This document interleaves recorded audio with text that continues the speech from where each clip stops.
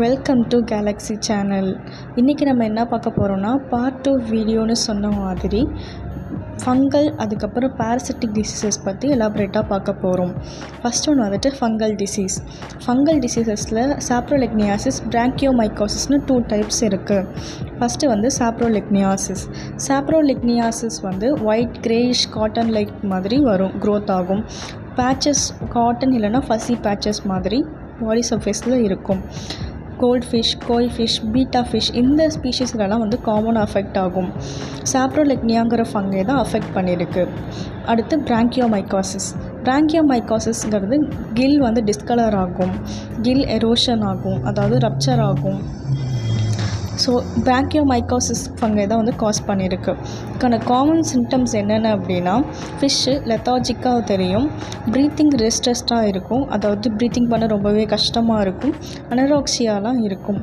அடுத்து மெயினாக டிஸ்கலர் ஆகும், அதாவது கில்ஸை வந்து பார்த்தோம்னா உங்களுக்கு பார்க்கும்போதே வேறு மாதிரி கலர் மாறிடும். இதனால் என்னென்ன காசஸ் அப்படின்னா, வாட்டர் குவாலிட்டி மேனேஜ்மெண்ட் வந்து புவராக இருக்கும்.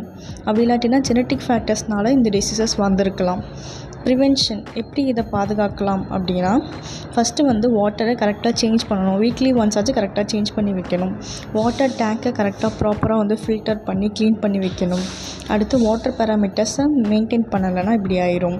அடுத்து ஸ்ட்ரெஸ் ரிடக்ஷன் யூஸ் பண்ணணும். ட்ரீட்மெண்ட்ஸ் என்னென்ன ட்ரீட்மெண்ட்ஸ் யூஸ் பண்ணிக்கலாம்னா, antifungal, malachite green, potassium permanganate, mild salt bath இந்த மாதிரி மெடிகேஷன்ஸ் எல்லாமே கொடுக்கலாம். அடுத்து பேரசிட்டிக் டிசீசஸ். பேரசிட்டிக் டிசீசஸில் 2 டைப்ஸ் இருக்குது. க்ரஸ்டேஷியன், புரோட்டோசோவன் இருக்குது. அந்த க்ரஸ்டேஷியன்ஸில் ஆர்குலோசிஸ், லெர்னியாசிஸ் இருக்குது. புரோட்டோசோவனில் இட்ச்சு, காஸ்டியாசிஸ் இருக்குது. ஃபஸ்ட் ஒன் வந்துட்டு பேரசிட்டிக் டிசீசஸில் க்ரஸ்டேஷியன்ஸில் ஆர்குலோசிஸ், லெர்னியாசிஸ் பற்றி எலாபரேட்டாக ஃபஸ்ட்டு பார்க்கலாம். ஆர்குலோசிஸ்ங்கிறது ஃபிஷ் லவ்ஸ் இல்லைனா ஃபிஷ் லீஸ் அப்படின்னு சொல்லலாம். இது வந்து பேரசைட்னால தான் வந்து காஸ் ஆகுது. பிளட்டையும் டிஷ்யூவையும் வந்துட்டு சாப்பாடாக எடுத்துக்கும். ஸோ பிளட்டை உறிஞ்சி எடுத்துரும். லெர்னியாசிஸ் வந்து ஆங்கர் வார்ம், உடம்புல ஆங்கர் ஷேப்பில் வந்துட்டு வார்ம்ஸ் இருக்கும், அது ஆங்கர் வார்ம். கோபிபோட்ஸ், அதாவது கோபிபோட்ற பிளாங்க்டான்ஸ் வந்துட்டு பேரசைட்டாக ஆக்ட் ஆகும். லெர்னியா சிப்ரேஷியா அப்படின்ற பேரசைட்னால ஆகுது. பிளட்டையும் ஃப்ளூயிடும் வந்து உறிஞ்சி சாப்பிட்ரும். அடுத்து 2வது புரோட்டோசோவன் டிசீசஸ். அதில் இட்ச்சு, காஸ்டியாசிஸ்ன்னு சொல்லிட்டு 2 டைப்ஸ் இருக்குது.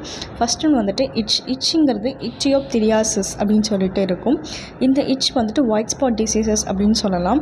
ஸோ வெள்ளை கலரில் சின்ன சின்னதாக குட்டி குட்டியாக ரவுண்டாக இருந்துச்சுன்னா அது ஒயிட் ஸ்பாட் டிசீஸ். இச்சியோப்திரியாசிஸ் முல்டிஃபிலஸ் அப்படின்ற பேரசைட் வந்து ஃபார்ம் ஆகுது. காஸ்டியாசிஸ் பார்த்தோம் அப்படின்னா உடம்புல ஸ்லைம் டிசீசஸ் வந்துட்டு இது சொல்லலாம். அதே மாதிரியே பேச்சஸ் ஆகும். டியோபோடா நிகாட்டர் அப்படின்ற பேரசைட் வந்துட்டு இது வந்து காஸ் பண்ணுது.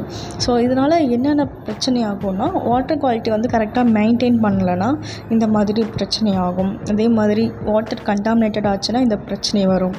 இதுலேருந்து எப்படி ப்ரிவென்ஷன் பண்ணலாம் அப்படின்னா, ரெகுலராக வாட்டரை வந்து மெயின்டைன் பண்ணிட்டே இருக்கணும். அதுக்கப்புறமா இன்ஸ்பெக்ட் பண்ணணும். ஃபிஷ்ஷோட கண்டிஷன் எப்படி இருக்குன்னு அடிக்கடி வந்து மானிட்டர் பண்ணிட்டே இருக்கணும். அதே மாதிரி அதாவது ஒயிட் ஸ்பாட் இருக்கிற ஃபிஷ்ஷஸை வந்துட்டு தனியாக குவாரண்டைன் பண்ணி வச்சுக்கணும். தனியான டேங்கில் போட்டு வைக்கணும். ட்ரீட்மெண்ட்ஸில் பார்த்தோம் அப்படின்னா, இந்த பேரசைட் டிசீசஸ்க்கு மெயினாக அந்த லீஸு, அந்த ஆங்கர் வார்ம்ஸ் இந்த மாதிரிலாம் உடம்புல ஒட்டிகிட்டு இருந்துச்சுன்னா அதை நம்ம மேனுவலாகவே ரிமூவ் பண்ணாலே போதும். இது வந்து பெஸ்ட்டு வே. மெடிகேஷன்ஸ் யூஸ் பண்ணுறத விட நம்மளாக வந்துட்டு கையால் எடுக்கிறது வந்து பெஸ்ட் மெடிசன். அடுத்து ஆன்டிபேரசிட்டிக் மெடிசன்ஸ் வந்துட்டு நம்ம யூஸ் பண்ணணும், அது பாதுகாக்கணும். அடுத்து formalin, copper paste medication, potassium permanganate, malachite green, mild salt bath இந்த மெடிகேஷன்ஸ்லாம் பண்ணணும். ஸோ டிசீசஸ் பற்றி ஃபுல்லாக கம்ப்ளீட்டாக சொல்லியாச்சு. நெக்ஸ்ட் வீடியோவில் பார்க்கலாம். தேங்க்ஸ் ஃபார் வாட்சிங். Please subscribe to my channel.